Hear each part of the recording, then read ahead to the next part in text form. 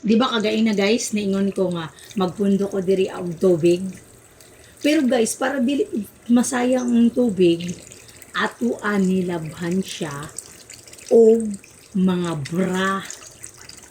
Kay, maura man gihapon, kini nga tubig atong gamiton para i-wash nato diri sa atong flooring. So, okay ra gihapon, no? O kanang ginamit na siya nga tubig kay ugaw man ang flooring. So, karon para double purpose, I use the water for my bra.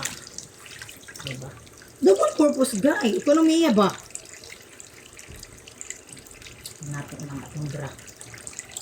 Tapos kining atong itong mga palda, sinina, unsa pa diha, basta ito, ato na siyang i-hand wash kay mo.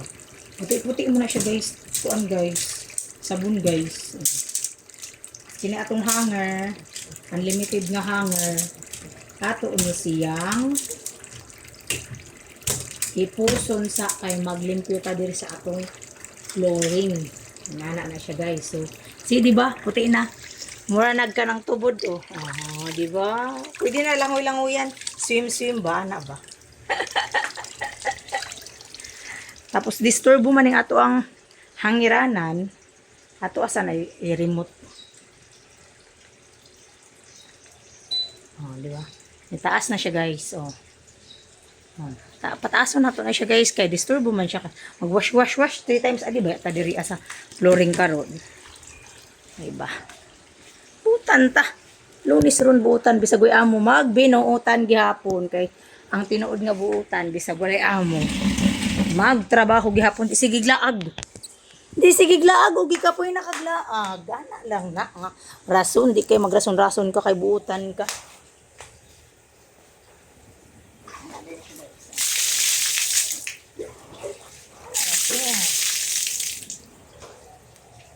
Okay. Rasunis man kakaayo. Mapiling nimo kuan ka.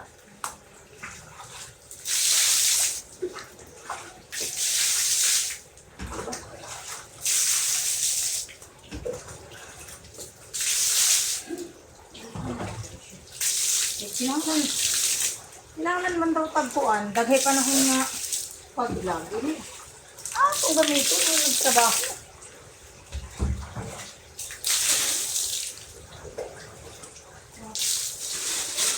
Basta kay guys, nanimahog didirig pa tayo nga ilaga.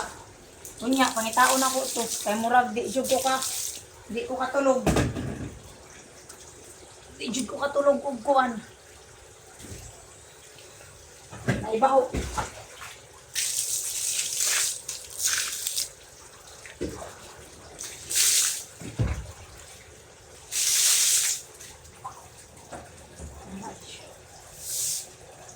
Tapos guys, gamitan nato og kuan. Silhig nga kuan plastic. Silhig nga plastic sa imong friend plastic.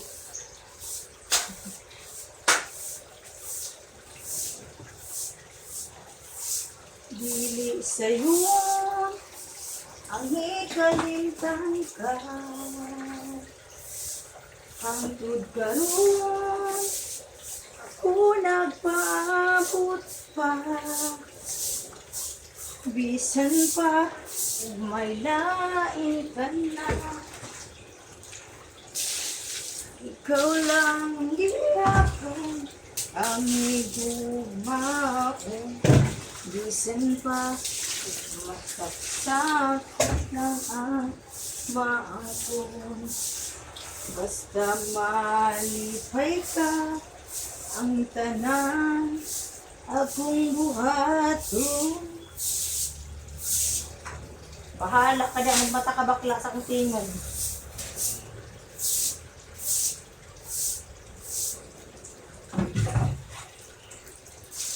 Guys, nga dito guys. Sa balubang guys. Sanang trabaho nga akong ganahan. Kanang mabasa akong tubig. Ganahan dyan ko kanang magbasa-basa ang tubig. Ambot kayo. Ambot og tinuod ba ni? Nga kanang pag-ilihi sa imuha. Aw pangala sa imuha kay. Maupod, ma-relate po di mo attitude ba? Ang butog tinuod ba na? Wala man siya sa science, wala po siya sa Bible. Pero, kasagaran, mga kanunuan sa una, mga istorya nila. Kung tinuod man lang na, mao siguro ning ganahan ko mag basa-basa kay kagang man ang ni mama sa ako, pangala. Tapos, ako tingog, murag laki kay kuan ka ng kaning kabaw. Nakakaluhaan ko kaning kabaw. Pero ang kaning kabaw. Kuan, nanganak ang kabaw ni Tatay Libong, tapos di panganak ko. Kaso lang ang kabaw namatay. Nabuhi ko. Mo nang history sa akong kinabuhi. Okay na buhi ni Cynthia.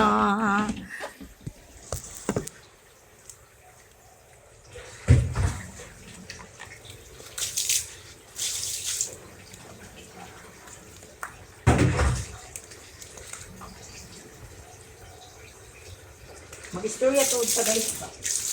Paghahapon. Si Mami na siya ka collab sa TikTok. Nya, abi sa tao, lalaki yung kauban ni Mami nga nagsambay sa park. Bisin pangutanag yun siya guys. Yun siya. You go with your boyfriend ha. Tapos, syempre na alamin, nagulat kami kasi wala mang kasama kaming lalaki kahapon. Pero nung nagsalita na ako, sabi niya, may ano ka pala, may kasama ka talagang lalaki. Yung nagsisalita. At late ko na na-realize na ay, oo pala, yung boses ko, parang lalaki pala. Tawang-tawa ako. Alam niyo guys, yung pagbablog. Yung pagbablog pala guys, pwede kang nakakabaliw. Nagsisalita ka na lang na ikaw na lang mag-isa. Pero at least, parang totoo talaga guys, maka-avoid siya ng chismis. Nakaka-avoid siya kasi makakausap mo yung sarili mo, pinakausap mo yung screen mo. Wala, hindi ka na makapagmaritis sa mga kaibigan. Kasi pagkasama mo din sila, more on videos ka, mabibisi ka na sa pagbibideo. Kasi ang iniisip mo is, paano ka maggawa ng video, sagalan nyo, dapat i-upload mo yan kasi sayang yung time, sayang yung banding nyo, ganyan. Kahapon nga, dati, pag may gala kami, mauna ako palagi kanila Mami pag may gala. Pero kahapon late na ako guys kasi pagdating ng MRT may mga kaibigan ako nami-meet, so video na naman. Kami, vlog, ganyan. Tapos nag-invite din ako ng subscriber ko, ganyan. Tapos so kaya nabisi na ako sa vlog ko, ganyan. Tapos pag pumunta na kami ng venue, wala. Ako na yung sa huli palagi kasi ganyan ako. Hi guys, welcome to my vlog. This is Cynthia, nga palang Sabana. O ganyan ba? Tapos katulad ngayon, instead na habang nagtabaho ako, may kausap ako na iba. Nakamarites ako ganyan. Pero hindi ko na nagawa kasi andito, kinakausap ko na yung vlog. Nakausap ko na yung screen. Kaya tama talaga guys yung decision ko na magbablog ako kasi iwas guys sa chismis, iwas sa stress, iwas sa anxiety, iwas sa yung nag-iisip ka ng mga worries mo sa buhay, sa mga problema. Naaliw ka pa. Pero sana lang guys, hindi ako mabaliw.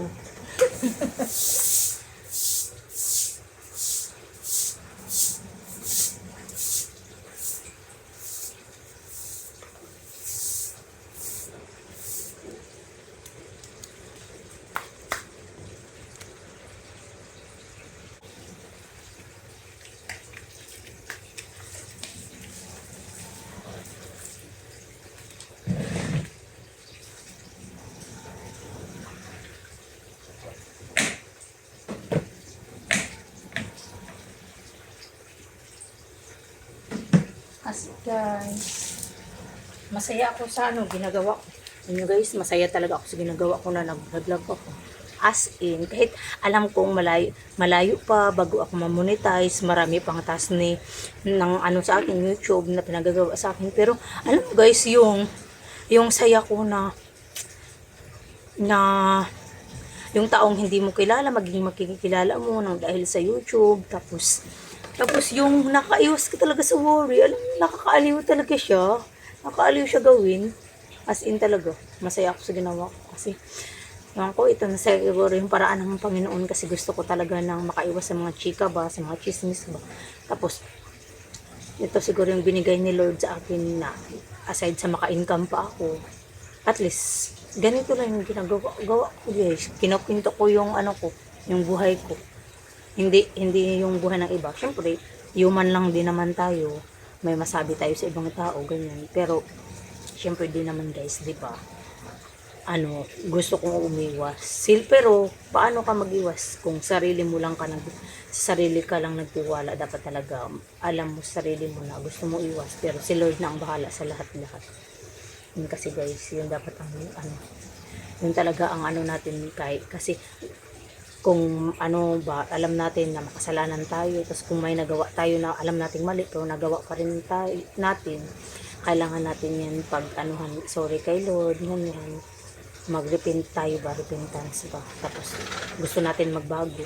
Wala kasi tayong magagawa guys kung gusto natin magbago sa sarili natin, tapos si Lord hindi kanya i-guide, hindi ka maghingi ng guidance sa kanya. Kasi kayo, tao lang naman tayo, wala tayong magagawa. Pero pag i-guide tayo ni Lord, yung puso at isip mo i-guide niya.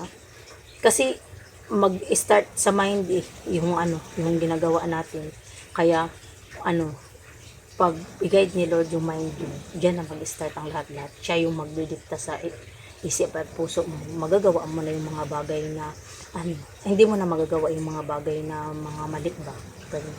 Kasi tayo lang yung nag-act ng action pero si Lord talaga ang lahat nag-guide. Kaya more on prayer talaga kung gusto mo magbago. Yung iwasan mo yung mga ano. Kaya, so yun lang guys. Yun talaga dapat. So ngayon, ano muna, pahinga muna. Kasi, ano man guys, malinis naman ako. Malinis na. Tapos malinis na. So, bye-bye muna guys. Thank you for watching.